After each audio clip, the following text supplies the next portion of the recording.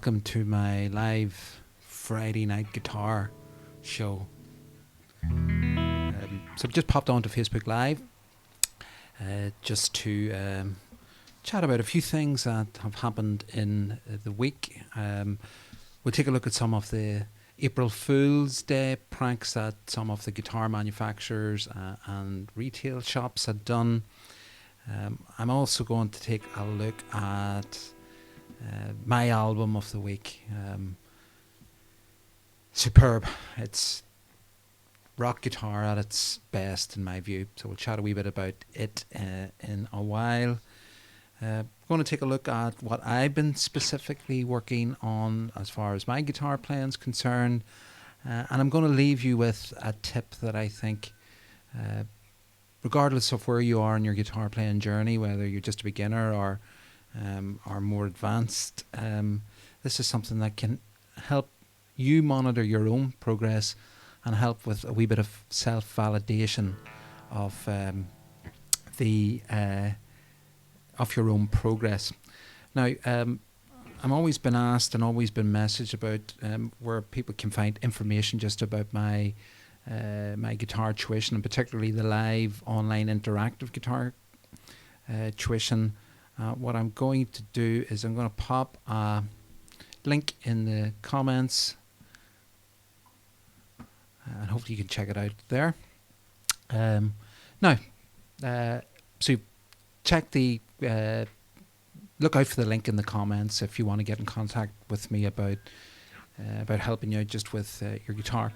Now, this week, as you know, was April Fool's Day yesterday, and the internet and social media really lends itself well to helping spread and disperse these April Fool's Day pranks. And the guitar community, the manufacturers and the retailers didn't let us down with some good April Fool's jokes. First one I came across was by Marshall. And Marshall had posted this on their Facebook page, introducing the new Marshall backbreaker. Show your love for roadies everywhere by using an amp this size. So anybody that is that plays music, that's certainly one thing that they do not relish is the load in. Most of us aren't certainly just at my level, certainly just of local gigging, don't have the luxury of a road crew or roadies. So we are the road crew. We are our own roadies, responsible for pulling in our gear, setting up, and once we finish, pulling it all down and loading it out. So there certainly is I don't think there's many people enjoy that aspect of it, but I will say this, I will gladly look forward to the day, and hopefully it's sooner rather than later, where we are loading in gear to a venue near you and near us. So I can't wait to be actually I can't wait to have a gig, number one. Number two, you'll not hear me complain about having to load gear in.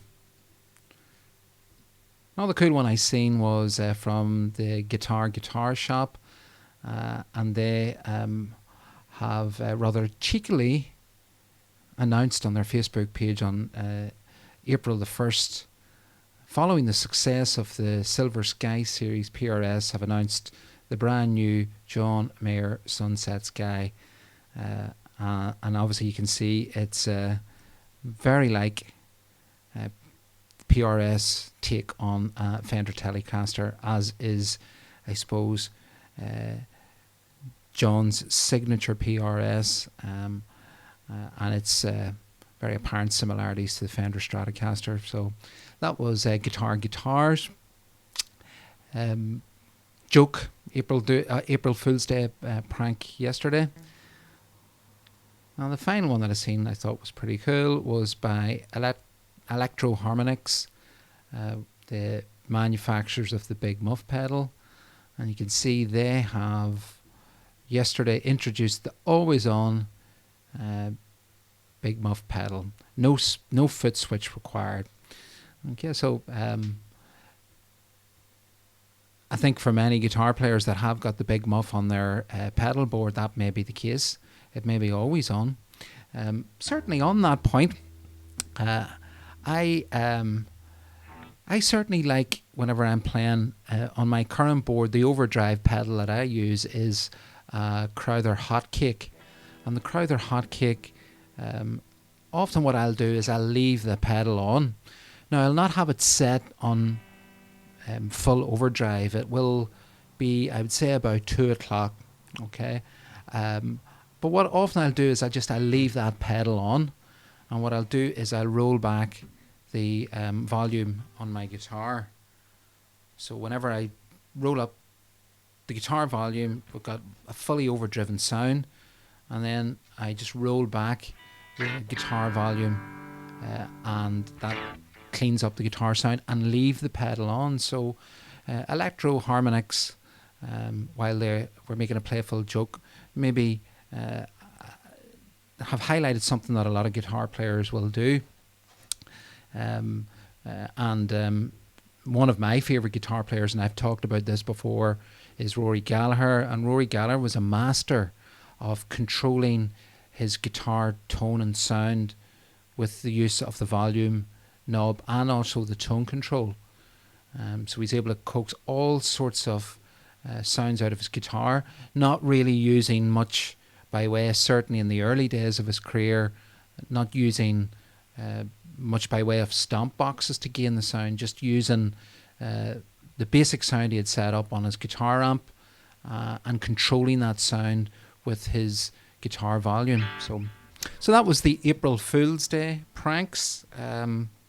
Now, the next little section, just off my Friday night show, is to highlight what I've been listening to.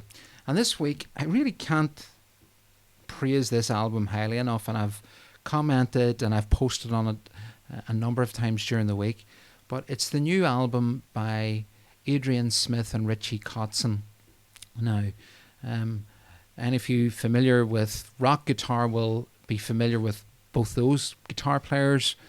Adrian Smith, of course, is one of the trio of guitar players in Iron Maiden, and Richie Kotzen has been a solo guitar player, a sideman for many big acts. Was the Poison guitar player at one point, and in recent years has been the guitar player and singer in the band The Winery Dogs. So when I first read about this collaboration, it was something that excited me, because I'm a big fan of both those guitar players, and also a big fan of both Richie and Adrian Smith as singers. So I just couldn't wait till that album come out, and I've been listening to it all week, and it really is absolutely superb.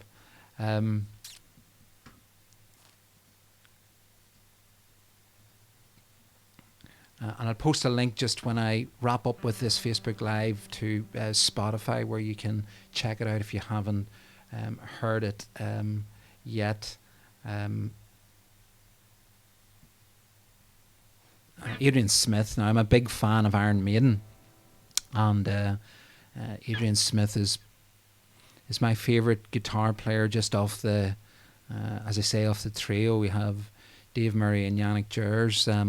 It's just, I've always loved Adrian Smith because, and the reason I love Adrian Smith is because of, I suppose, that classic Iron Maiden lineup of him and Dave Murray, is because there's such a contrast between both the guitar players, and I think that's what makes the Iron Maiden guitar sound. Certainly the harmony guitars and all the guitar solos, just such an attractive thing for fans of rock guitar. And the fact that both Adrian and Dave have got two very contrasting styles. Dave Murray just goes for a very free-flowing, blistering legato style, and Adrian Smith is a lot more precise, and kind of worked out and constructed, and a lot of really tasty melody in his guitar solos. So when you combine the two of those elements into the Iron Maiden guitar sound, it just makes for a brilliant contrasting style between the two players. So yeah, check out the Smith and Kotzen album. It's brilliant. I've said during the week, it's without exaggeration, I think one of the best rock guitar albums or new releases I've heard in a long time. It's a huge, big classic rock sound, but it sounds fresh and modern. So it's bringing all elements of the classic rock guitar sound and technique, but just into a very fresh, modern sound. So I'd recommend that you check that out. Now, I had posted earlier on what have I been working on as far as my guitar, really concentrating on my picking and alternate picking. So during the week I posted various posts about looking at the major seventh chords. Then I had taken a look at the Dorian scale and tried to explain how to approach learning modes and more importantly applying that in your guitar playing. But I've also been focusing on my alternate picking in the right hand. And I posted a video earlier on just on all my social media channels, which I hope you check out. I'll just show you briefly what I've been doing here. So but when it comes to playing faster sort of lines, what I'm trying to work on is to limit how much movement I'm making with my right hand. Okay, so it's not big, wide movements, but trying to really increase speed, but literally not going beyond a couple of millimeters on both sides of the string from the downward pick to the upward pick. And I think that's important, just to be economical and efficient with your movement. By doing that, you're much more effective with your guitar playing, because think about it, if you're not traveling with so much distance, you don't have as far to go, and therefore that will make it easier for you to actually to build up the speed. So what what I'm going to do now is just give you a little tip that I recommend all of my guitar students do.